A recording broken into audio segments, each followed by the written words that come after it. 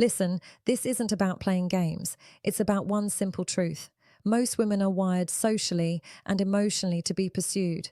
From a young age, they learn the dance. Attention, compliments, small proofs that they're wanted. So, when that pattern breaks, when you quietly step back, it hits them in a place that isn't pretty. It hits their identity. Picture this: you used to text back fast, laugh at the jokes, make weekend plans, then you stop. Not angry, not dramatic, just less. At first, she thinks you're busy, maybe work, maybe family, maybe stress. But curiosity turns to nagging doubt. And that doubt grows into panic, a silent, sharp panic that lives in replayed texts and late night rewinds of moments you shared. One, the quiet panic. Say this like it's close to the mic. The first thing she feels isn't anger, it's a little panic, not the movie kind. Quiet, a cold flutter that lives in the gut. Picture her on a Tuesday night, phone face down, for an hour. At first she shrugs. Oh, he's busy. But then she replays the last message, the laugh that used to come easy, the plans that dissolved. That replay becomes a loop. She starts hunting for the exact second she lost him. Women are trained socially to be sought out. Attention is a language. Compliments are signals. When those signals stop, something in her map of how things work goes fuzzy. So panic shows up as small habits. Checking your last scene, rereading old texts like they're evidence, judging every silence as a verdict. It's not always loud. Often it's a blank look across a room, a cup of coffee gone cold, a story watched twice. Now imagine a tiny scene. She sits on her couch scrolling old photos. It's a low-heat kind of torture. She's not dramatic. She's not shouting, just quietly counting the pieces of herself that seem to mean something to you. That's the panic. It's personal because it attacks identity. She asks herself the questions no one wants. Was I not enough? Did he find someone better? Did I lose him without knowing? Those questions sting because they attack a core belief that she is desired, noticeable, wanted. One more thing about this panic. It's messy but clever. She won't wear it on her sleeve. Pride keeps it folded, so she covers it with casual messages, small probes, a random, hey, that seems harmless, a meme sent like nothing's wrong. But behind that meme is a thermometer. She's taking your temperature, hoping the fever will return. If it doesn't, the panic deepens. That early panic sets the stage for everything else. It makes her hyper-R. It makes her test. It makes her put on masks. And yes, you can see it as weakness, or you can see it as an instinct. When something she relied on vanishes, she reaches for ways to find it again.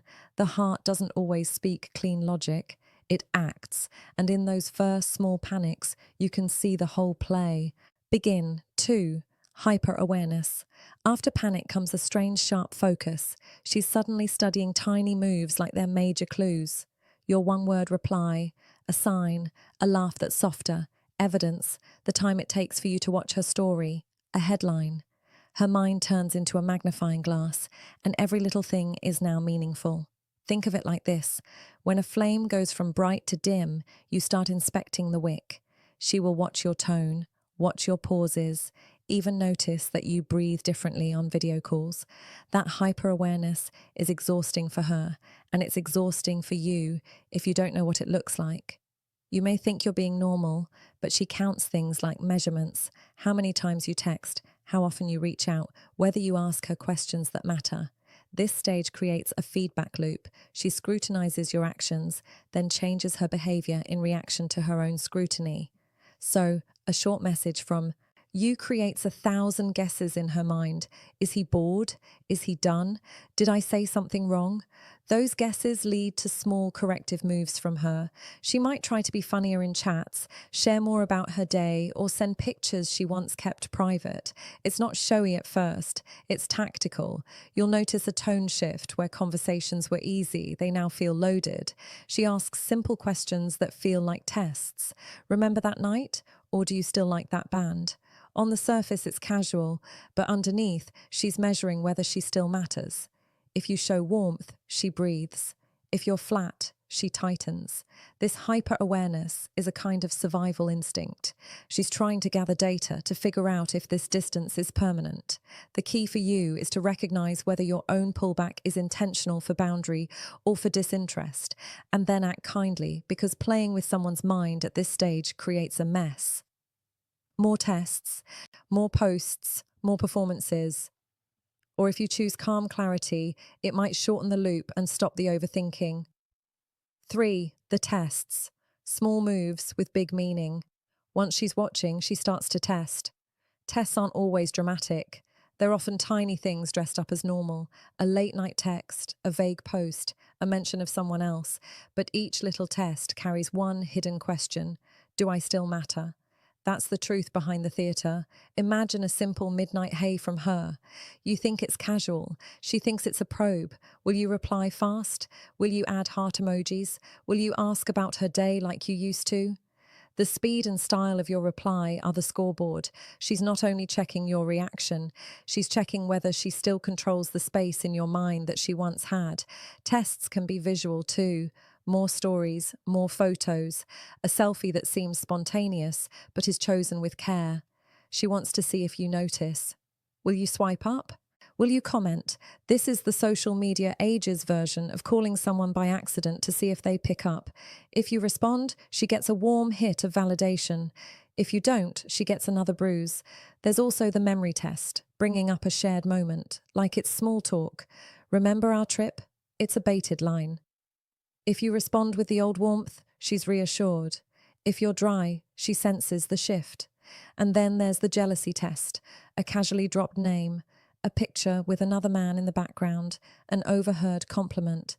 These are dangerous because they play on primal fears, and many men will react. If you do, she wins background. If you don't, the weapon fizzles. Importantly, tests escalate. If early probes don't get the reaction she wants, she'll push harder. More posts, more calls, more storylines that scream, "Look at me." The pattern is simple. Attention lost, panic, test, escalate. For men who know what they want, there's a choice. React and reward the testing, or stay steady and let the tests stop on their own. 4. The mask of indifference. Performance, not freedom. When tests don't pull you back, many women switch to a loud option, the I don't care act. It's tempting to read it as confidence. On the surface, it looks like freedom. More parties, brighter posts, new clothes, but most times it's a mask. This stage is theatre dressed as independence. Here's the thing, real indifference doesn't need to be announced. If someone truly moved on, they wouldn't stage it. They wouldn't post constant proof of happiness or drop selfies in a way that begs for notice. What she's doing is an armor move. Mask up. Pretend you don't matter. Hope you notice.